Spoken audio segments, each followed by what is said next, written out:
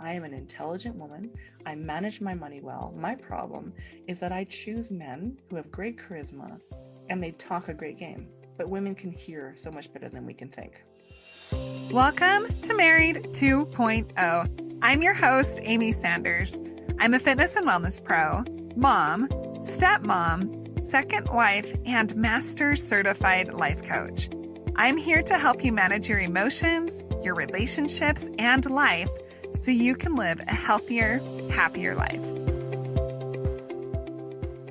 Welcome back to Married 2.0. I'm your host, Amy Sanders, and today we have Candice Smiley. By the way, that's her real last name with us today. I just have to point that out because it almost seems like, I want the last name Smiley. It could be a stage name, right? Like it's a good name. It's a really great name. Anyway, Candice Smiley's with us.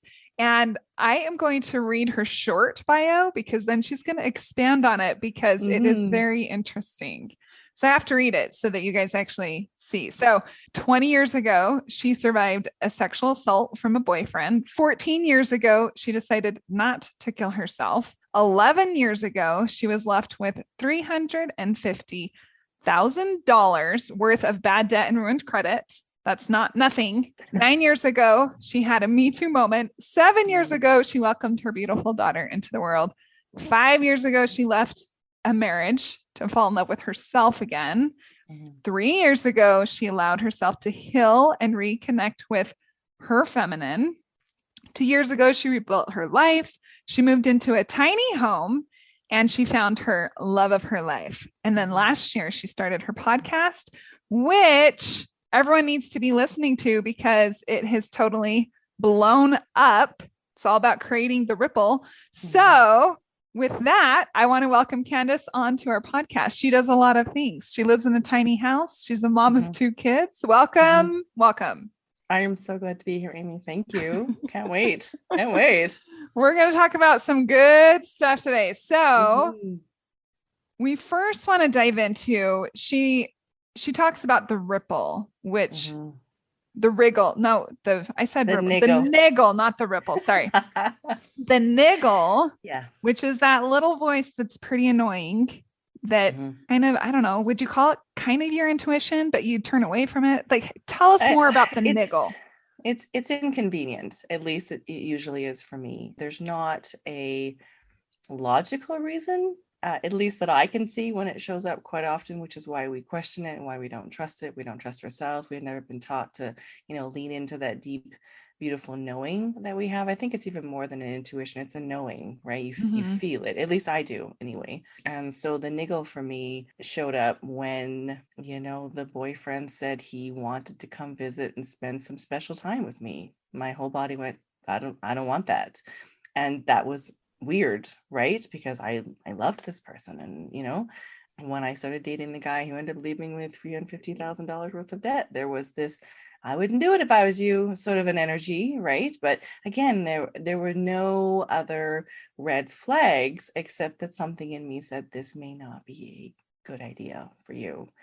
And so looking back on that, when I finally sort of moved through my story and started to take responsibility, radical responsibility, because the only one involved in any of those things was me, and then to move to a place of acceptance, it was, I hadn't lost trust in men, though I would have said that for a while. And I hadn't lost trust in women, though I would have said that for a while. I lost trust in myself.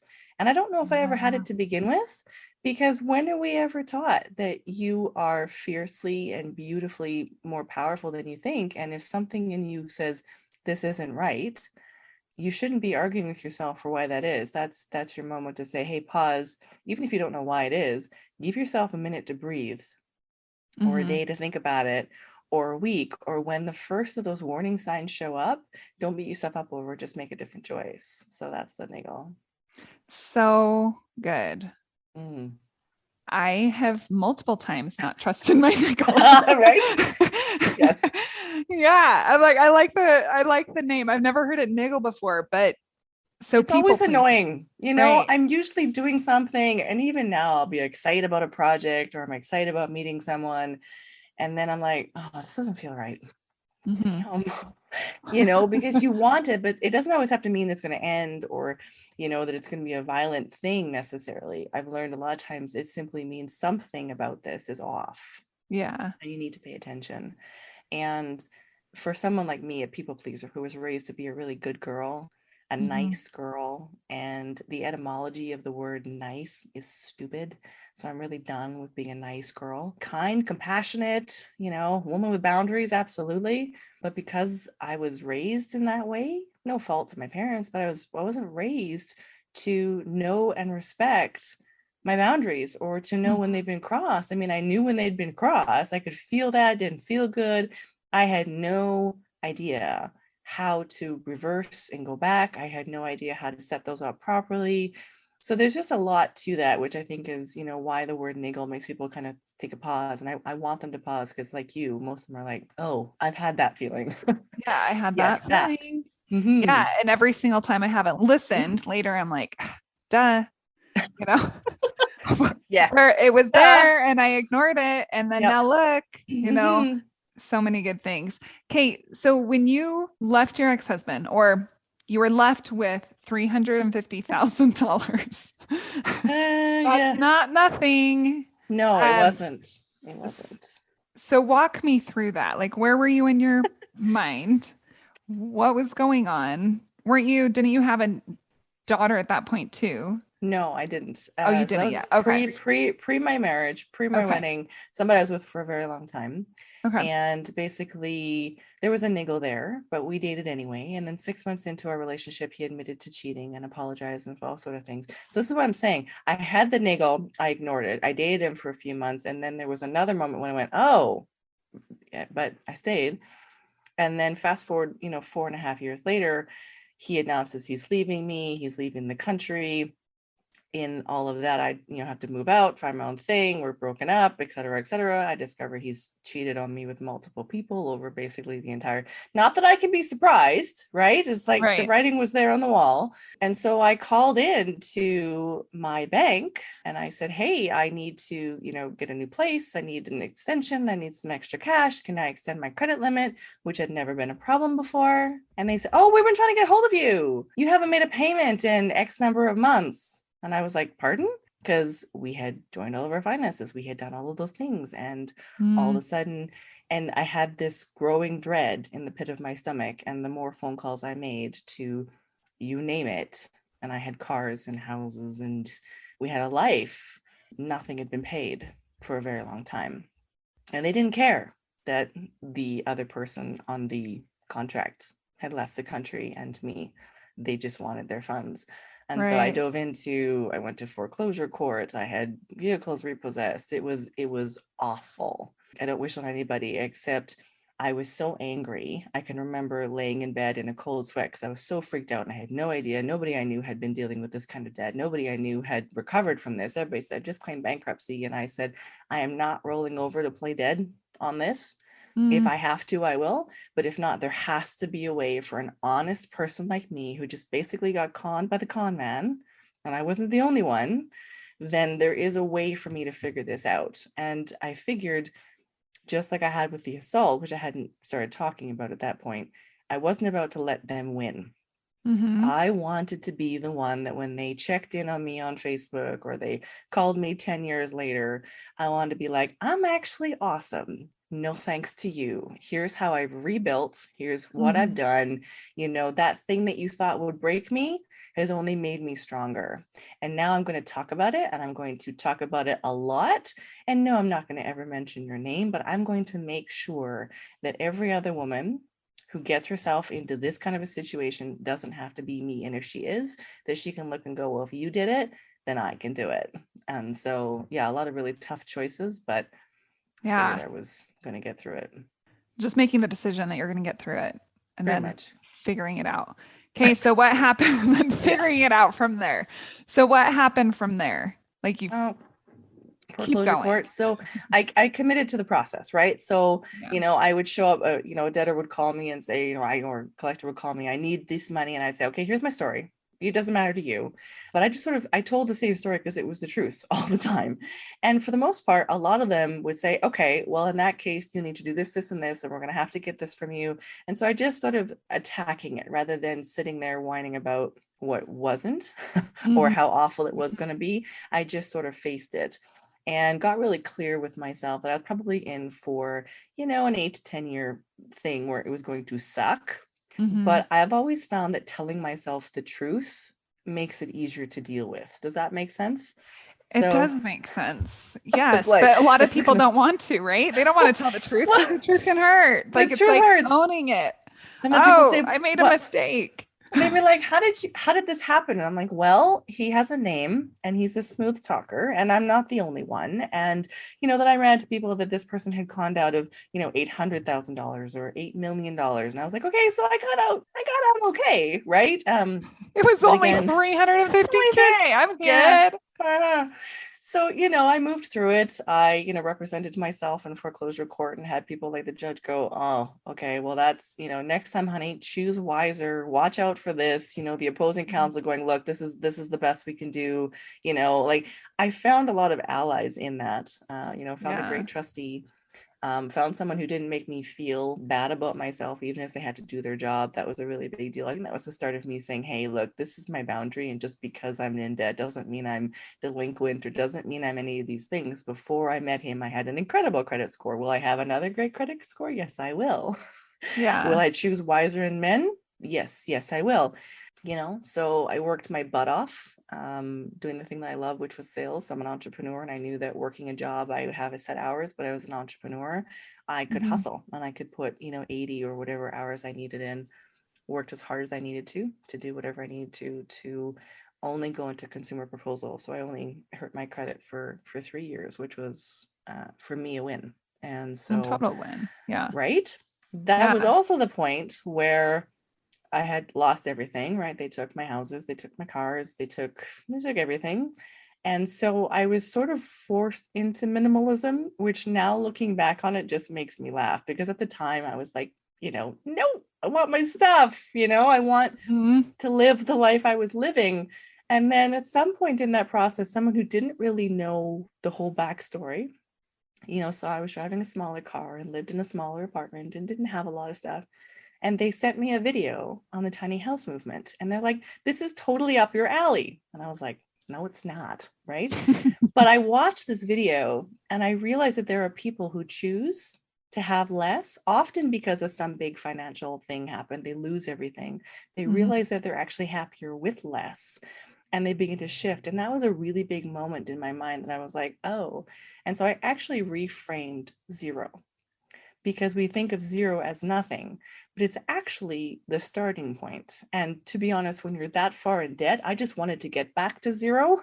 Right. Because like zero clean slate, good. Right?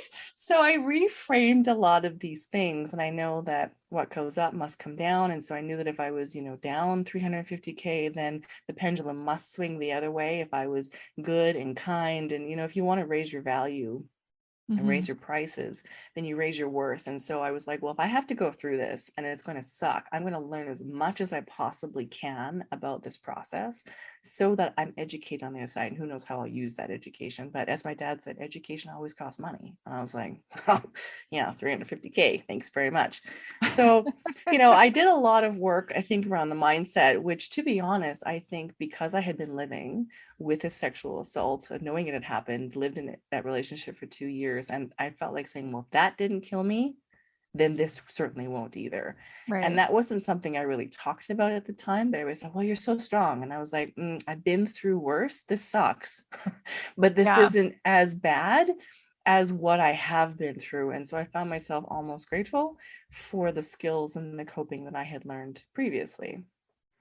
So fast forward a few years, I get out of debt, start building my credit, you name it. And, then I end up getting a tiny house by choice because I wanted to, not because I had to, because I was like, I really want this simpler, less life. So good. Kate, as you went through this though, you really were still pretty powerful.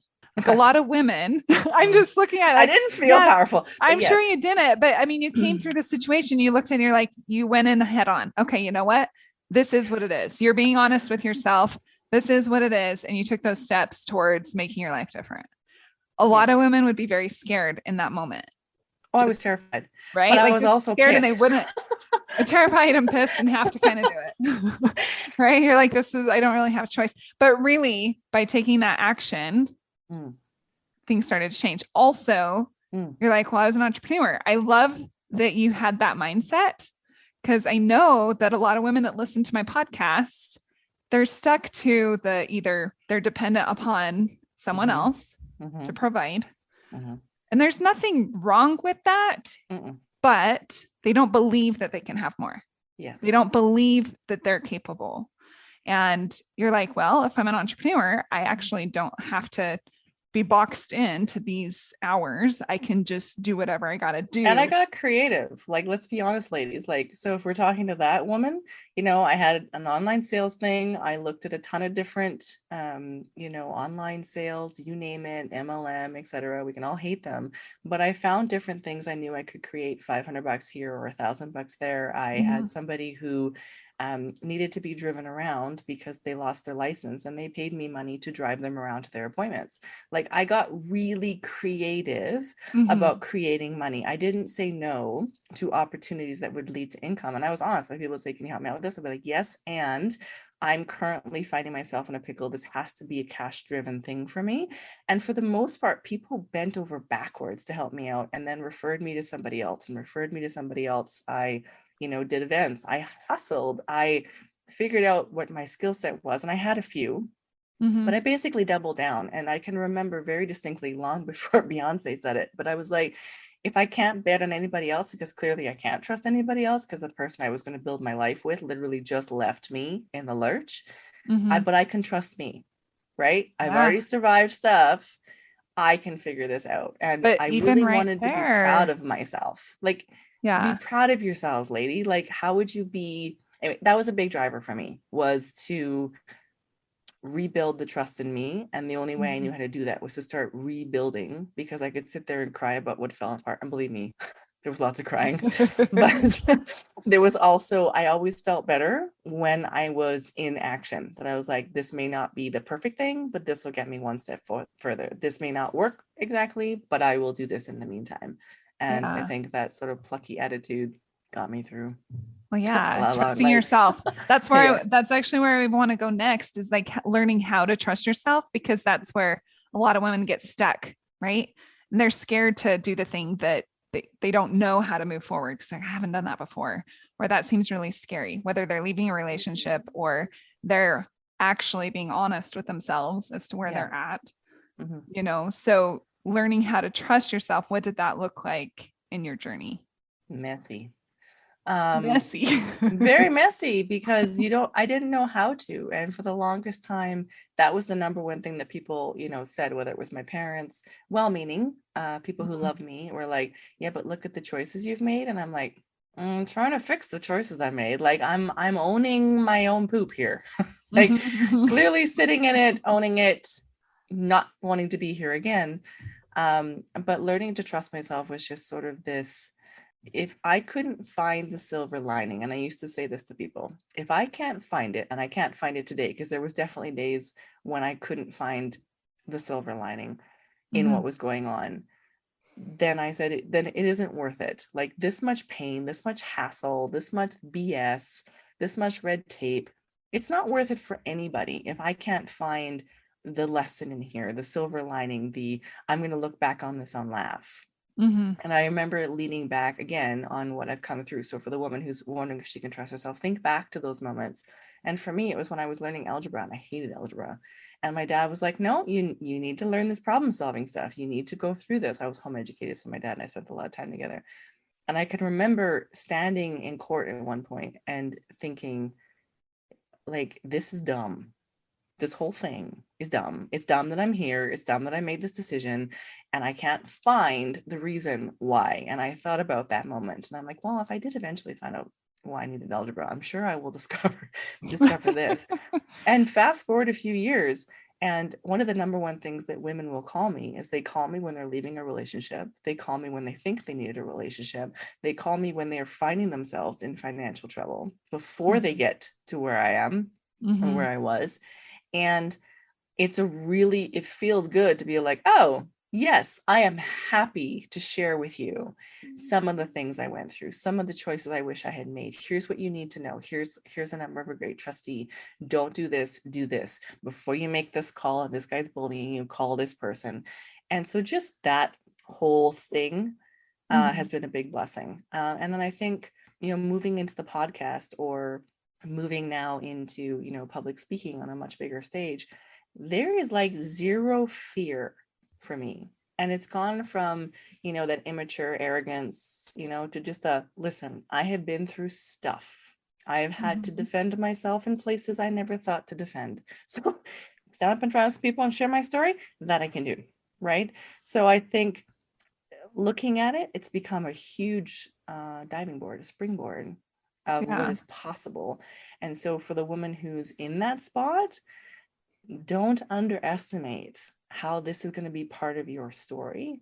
And this thing that you think defines you won't define you forever. It will become just part of the tapestry. But the lessons and the grit, don't let them win. Because guess what? That dude did call me years later. It was hilarious because I had blocked him. I had all of the things. I didn't block his number. I don't know why. And I remember thinking as I answered them, I'm like, why do I know this number? Like, why do I know this number? I answered it and I was like, OMG, are you serious? Are you serious right now? And he's like, I thought you would block my number. And I'm like, I am shocked that I didn't block your number. How are you? And insert word there. And he was like, I'm good. Anyway, I was more amused at, how life comes full circle. And he'd shared how his life had been, and he'd been in St. Lucia for 4 years, and he'd been doing this and doing that. And I said, you ever coming back to, pay up on the debts? Because, I did, but it'd be so nice if you'd send some of that back. Long story short, dude was like, yeah, but you were always the one that got away. And I was like, yeah, far, far, far away. And it felt really great to be like, I'm actually good. Like, I'm better than good. But don't you dare take any credit, because mama did this all by herself. Yeah. And then he propositioned me into another business with him. And I was like, what? No, the balls on some of these guys. But this is what I'm saying, ladies, is it felt great to say thanks, but no thanks. Hang up the phone, laugh, and be like, wow. Like, wow. Can't believe that was actually a thing. And no. I actually know how to say no to you now. And the answer is no. No. Yeah. Okay. You also had some boundaries, like when you were hustling and money and everything, like you're like, hey, I could do this for you, but it's going to cost because I need money. So you even had boundaries as you were like stepping through the mud. I don't know if you want to call it stepping. You were like drowning in mud. I was drowning. Like it's a really big mud pit and you're swimming through it. Yeah, you even had boundaries at that point. I forced boundaries. I think there was a desperation that had come. I realized, and maybe other women will too, I could look at the problem and be completely overwhelmed by it. And believe me, ladies, I was completely overwhelmed. I would try to talk about with other people like my parents or, someone supportive, and they had no idea to help me. And they'd say, I don't even know where to start. And I was like, okay, I will start. And it seemed easier when I went, here's all of the things I'm going to need to worry about, right? Here's all of the challenges. And I put on a piece of paper. That's how I think I mind map. And then I just basically lean on what I had done for years in my businesses. I was like, well, I'll mind map this problem, right? Let's pretend I'm not $350,000 worth of debt and big trouble. Let's pretend that my business is in debt and I need to find investors. I need to find some opportunities. I need to figure out how to whittle this down. And so it was a bit of a probably, self-preservation to put some space there, but it seemed easier to do stuff like that. And so I did. And I just had to be really honest. I mean, at some point people were, surprised that I wouldn't come out very often. And, I didn't, come out for dinners. And if there was a networking events, I would only go, I couldn't order drinks and stuff like that. So there was certainly some uncomfortable challenges. For the longest time, I had the word approved on my wall because I often saw declines right when I would go to buy groceries and gas. And those are very scary, scary, scary, scary things because companies would just take, your money. But, so I really had to work on, shifting my mindset because it's easy to be abundant and manifest when you're living in the tiny house and life is good. It's not so easy when everything around you is not. But anything I had read about, creating a life you love, most of those people had nothing. And then they made a decision. And from the decision, they made a change. And so I wrote words like wealth, because wealth isn't attached to spending or an amount. It's just, I wanted a wealthy life. I wanted, much of wealth means an abundance of, right? So I wanted to have a wealthy life. That sounded great. And so I could imagine myself in a wealthy life, even if I didn't have money in the bank at the moment. I wrote the word approved because that was easier to hope for than to just not see the decline. And so it was a really great training ground for me to master my mindset, because when we're stressed out, and we know this, you only have like 30% of your brain functioning. And I knew I needed 100% of my brain because the problem was big and scary, right? Yeah. So people were often like, you're so calm. And I'm like, I will freak out later. But right now, I am focusing on what is in front of me. I will deal with the emotion later. And I often would. I'd go home, I'd cry, I'd have a bath, whatever. But I would really focus on being aware that if I'm in fight or flight, I'm not able to function as the powerful, beautiful, independent woman that I am. And I guess I really leaned back into, and maybe for your listeners, think of a time when you were okay, and maybe you never were. So you have to build that woman out. But I think whether you're working on a relationship or you're working on yourself, you are always building / creating a life you love. So for me, I never started to believe that I was in debt. I was currently experiencing debt. I was currently there, but I was like, no, I am an intelligent woman. I manage my money well. My problem is that I choose men who have great charisma and they talk a great game, but women can hear so much better than we can think.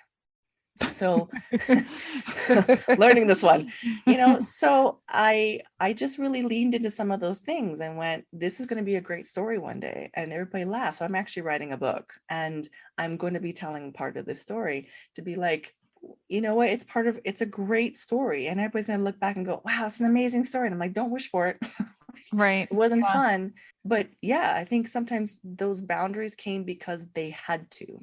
Because I had to say, I would love to, can't right now. And as a people pleaser, that was really hard, but it was worse, not being able to pay a bill. It was worse not being able to follow through on agreements that I was making.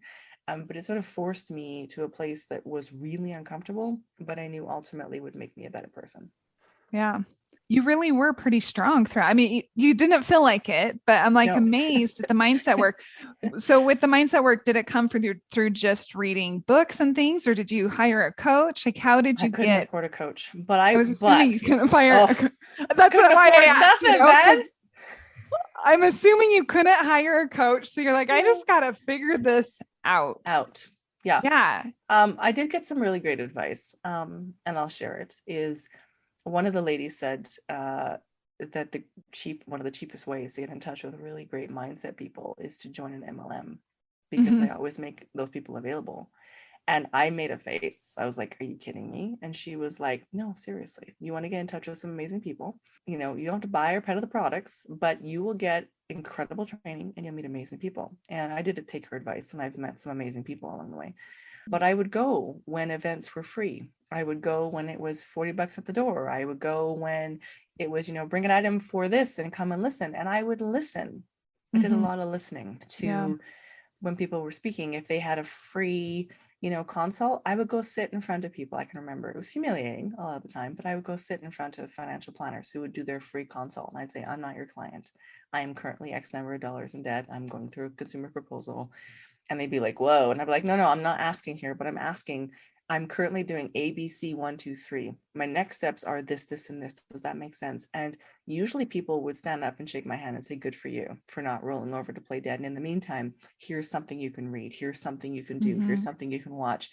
And so that was a really big deal. And so I'd say that to people, like, there's a ton of books out there. Did I read a lot of money ones? No, because I hated being reminded about how little I had. Yeah. In general, it's kind of like losing weight, right? You have to make more money than you're spending, and then you start getting ahead.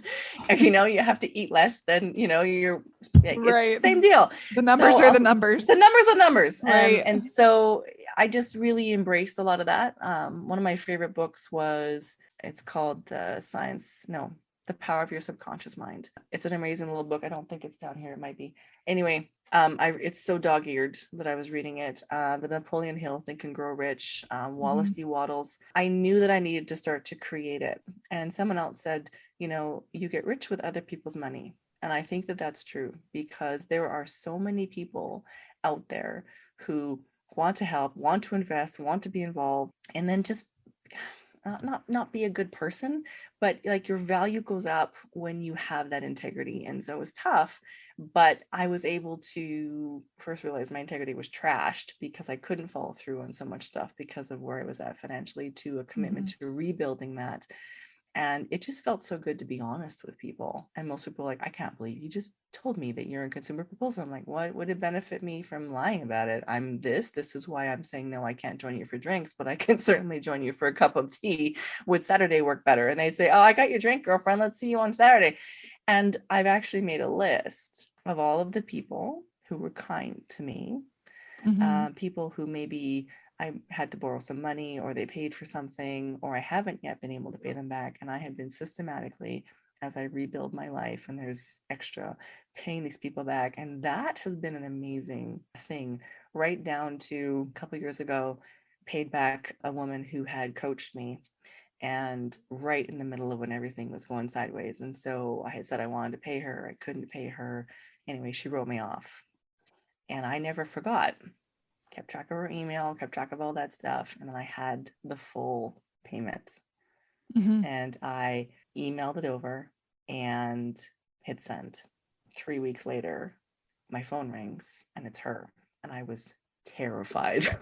Because I was like, oh, I'm going to get an earful, she's going to send it back. Like, who knows? Answered the phone. And she's like, you blew my mind.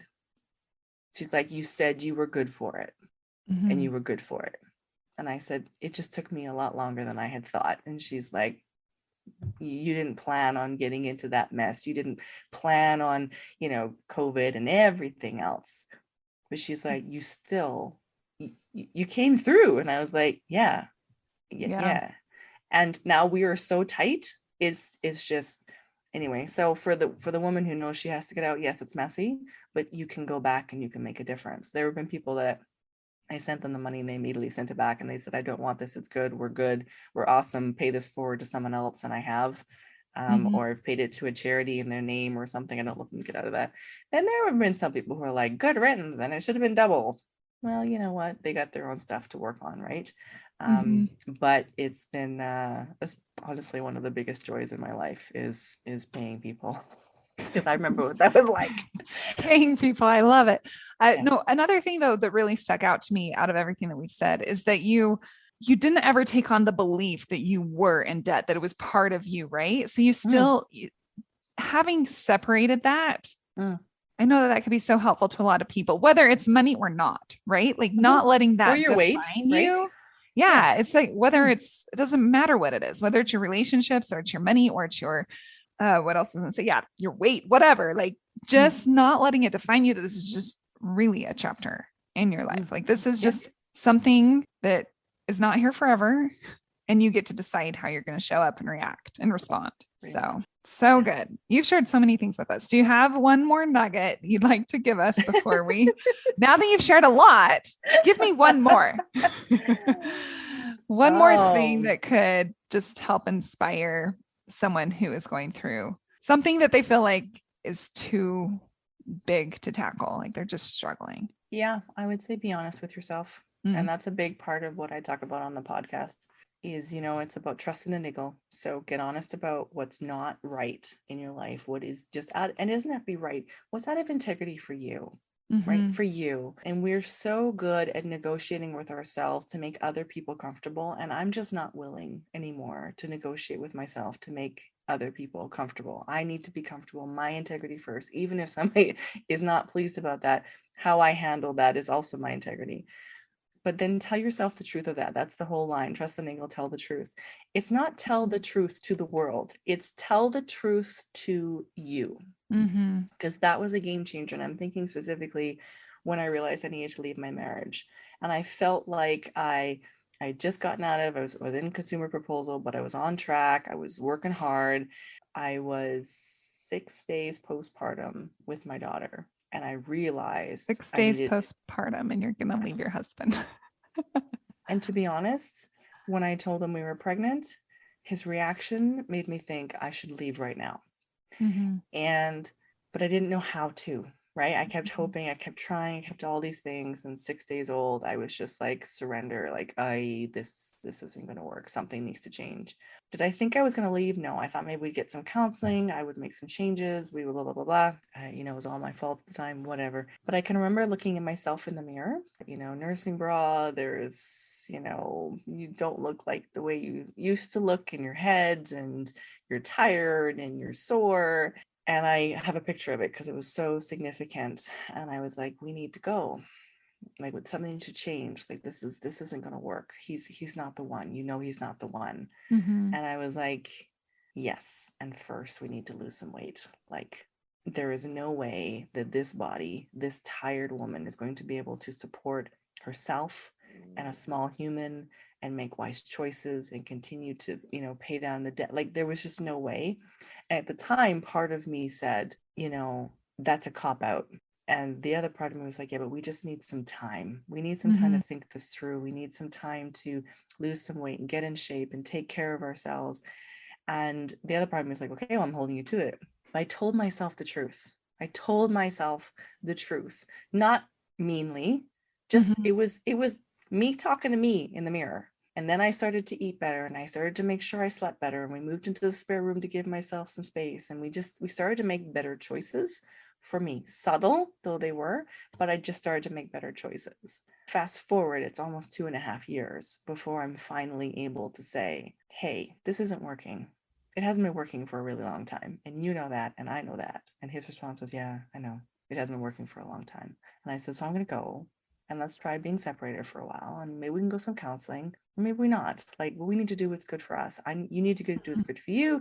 And I know that I would not have been able to say that with the compassion and the kindness for him and for me and for our beautiful human, if I hadn't done all the work. And I was in a great place emotionally and physically, and I continued to work my business, and I had a plan. I had, I knew where I was going to live for 6 months when I moved out. Like, so for the woman who feels like it's overwhelming, it is overwhelming, and it's not a cop-out if you give yourself the gift of time. In fact, I would encourage you to highly take your time. This is your journey.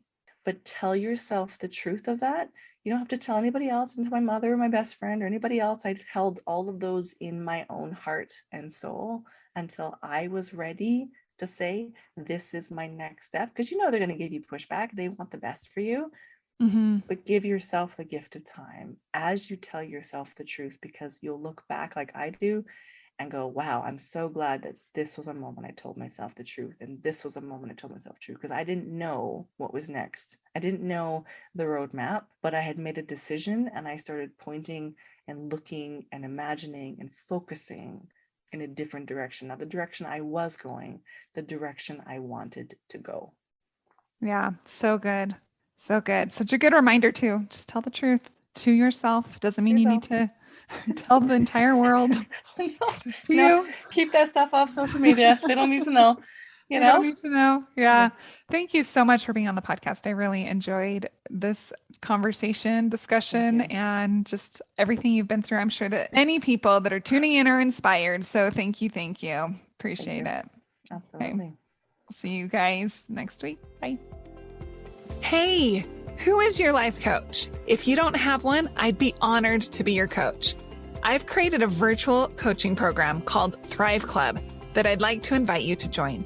We address challenges, we work on goals, and ultimately we thrive together. There's group coaching, individual coaching, and hundreds of hours of courses and content that I've created just for you. If you're ready to take your life to the next level, then come check out Thrive Club at luckysanders.com/membership.